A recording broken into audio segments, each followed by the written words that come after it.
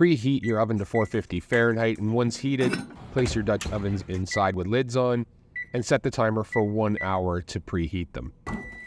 Once heated, pull your Benningtons out of the fridge and lightly dust them with rice flour so they don't stick on the bottom. Flip them over onto parchment paper and score at a 45-degree angle and whatever designs you want. Remove your Dutch oven, take the lid off, and place the sourdough in there with the parchment paper, recover, and put in the oven. You're now going to set the timer for 20 minutes and remain at 450 Fahrenheit.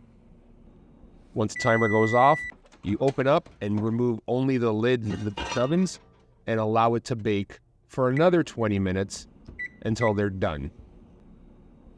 Once the timer goes off, open up and you're going to have perfect sourdough bread.